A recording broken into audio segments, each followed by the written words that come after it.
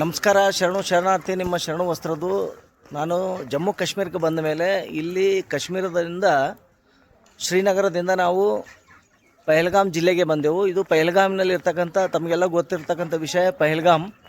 ಪಹಲ್ಗಾಮ್ನಲ್ಲಿ ಅಲ್ಲಿಯ ಪಹಲ್ಗಾಮ್ ಎಲ್ಲಿಗಳನ್ನೆಲ್ಲ ನೋಡಿ ಅಲ್ಲಿರ್ತಕ್ಕಂಥ ಸ್ಪಾಟ್ಗಳನ್ನು ಟೂರಿಸ್ಟ್ ಸ್ಪಾಟ್ಗಳನ್ನು ಮುಗಿದ ನಂತರ ಇಲ್ಲಿ ಒಂದು ದರ್ಗಾ ಇದೆ.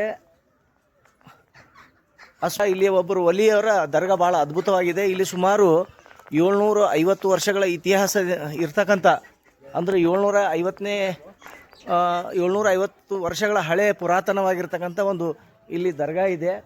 ಇಲ್ಲಿ ತಮಗೆಲ್ಲ ಗೊತ್ತಿರ್ಬೋದು. ನಾನು ಈ ಸ್ಪಾಟ್ನಲ್ಲಿ ಏನು ತೋರಿಸ್ತಾ ಇದ್ದೀನಿ, ಈ ಸ್ಪಾಟ್ನಲ್ಲಿ ಬಜರಂಗಿ ಭಾಯ್ಜಾನ್ ಸಿನಿಮಾ ಇಲ್ಲಿ ಖವಾಲಿ ಇಲ್ಲೇ ಆಗಿದ್ದು.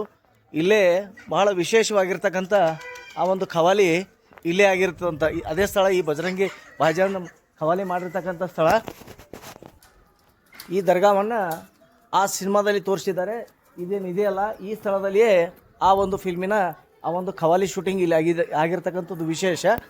ಮತ್ತು ಇಲ್ಲಿ ಇದು ಸುಮಾರು 750 ವರ್ಷಗಳ ಪುರಾತನವಾಗಿರ್ತಕ್ಕಂಥ ಇತಿಹಾಸ ಒಂದು ದರ್ಗಾ. ಈ ದರ್ಗಾ ಹಜರತ್ ಸಖಿ ಜೈನುದ್ದೀನ್ ವಲಿ ರಹಮತುಲ್ಲಾ ದರ್ಗಾ ಹಸ್ಮುಖಮ್ ಅಂತಕ್ಕಂಥ ಈ ಊರಿನ ಹೆಸರು. ಈ ಊರಿನಲ್ಲಿ ಇರ್ತಕ್ಕಂಥ ಬಹಳ ಪುರಾತನವಾಗಿರ್ತಕ್ಕಂಥ ಈ ಒಂದು ದರ್ಗಾ.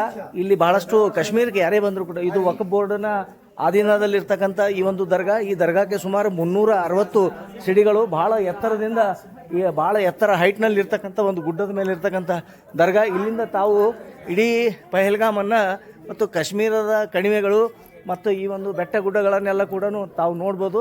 ತಮಗೆ ಇದರ ಮೇಲೆ ನಿಂತು ತಮಗೆ ಇಲ್ಲಿಯ ಒಂದು ರಮಣೀಯವಾದಂಥ ದೃಶ್ಯವನ್ನು ತೋರಿಸ್ತೇನೆ. ಇಲ್ಲಿ ನೋಡಿ, ಈ ದರ್ಗಾದ ಆವರಣದಲ್ಲಿ ನಿಂತರೆ ಇದು ಎಷ್ಟು ಎತ್ತರದ ಮೇಲಿದೆ ದರ್ಗಾ. ಈ ದರ್ಗಾದ ಮೇಲೆ ನಿಂತು ನೋಡಿದರೆ ಇಡೀ ಪಹಲ್ಗಾಮನ್ನು ನಾವು ಇಲ್ಲಿಂದ ನೋಡ್ಬೋದು. ಇಲ್ಲಿ ನೋಡಿ ಎಷ್ಟು ದೊಡ್ಡ ದೊಡ್ಡ ಬೆಟ್ಟ ಗುಡ್ಡಗಳು, ಮತ್ತು ಇಲ್ಲಿ ಕೆಳಗಡೆ ಮನೆಗಳು, ಚಿಕ್ಕ ಚಿಕ್ಕ ಮನೆಗಳು ಕಾಣ್ತವೆ. ಇಲ್ಲಿ ರೋಡು.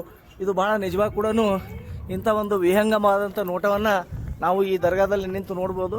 ಇದು ಭಾಳ ಅದ್ಭುತವಾಗಿರ್ತಕ್ಕಂಥ ಜಮ್ಮು ಕಾಶ್ಮೀರದಲ್ಲಿ ಬಂದರೆ ಈ ದರ್ಗಾದ ದರ್ಶನನ ಪಡಿತಕ್ಕಂಥ ಒಂದು ಸ್ಥಳ.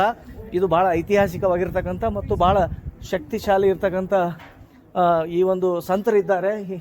ಈ ಸಂತರ ಒಳಗೆ ಫೋಟೋಗ್ರಫಿ ಅಲೌಡ್ ಇಲ್ಲ.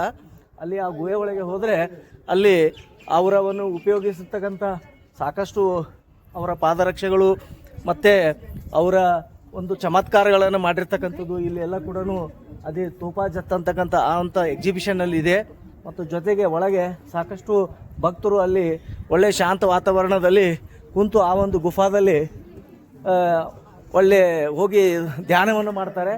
ಮತ್ತು ಜೊತೆಗೆ ಗುಫಾದಲ್ಲಿ ಇರ್ತಕ್ಕಂಥ ಮಜಾರನ್ನು ದರ್ಶನವನ್ನು ಮಾಡಿ ಬರ್ಬೋದು. ಇಲ್ಲಿ ಎಲ್ಲರೂ ಬಂದು ಇಲ್ಲಿ ಬಂದರೆ ಈ ಒಂದು ಪಹಲ್ಗಾಮಿಗೆ ಬಂದರೆ ಎಲ್ಲರೂ ಕೂಡ ಟೂರಿಸ್ಟ್ ಪ್ರವಾಸಿಗಳು ಇಲ್ಲಿ ಬಂದು ಈ ಒಂದು ದರ್ಗಾದ ದರ್ಶನವನ್ನು ಪಡಿತಾರೆ. ಇದು ಮತ್ತು ಡಿಪಾರ್ಟ್ಮೆಂಟ್ ಆಫ್ ಟೂರಿಸಮ್ನ ವ್ಯಾಪ್ತಿಗೆ ಒಳಪಟ್ಟಿರ್ತಕ್ಕಂಥ ಇಂಥ ಒಂದು ದರ್ಗಾ. ಬಂದು ಇಲ್ಲಿಗೆ ಈ ಒಂದು ಪಹಲ್ಗಾಮಿಗೆ ಬಂದರೆ ಈ ಒಂದು ದರ್ಗಾದ ದರ್ಶನ ಪಡೆದು ತಾವು ಕೂಡ ಪುನೀತರಾಗಬೇಕು, ಅವರ ಒಂದು ಆಶೀರ್ವಾದನ ಪಡಿಬೇಕಂತಕ್ಕಂಥ ಮಾಹಿತಿಯನ್ನು ನೀಡಿದ್ದೇನೆ.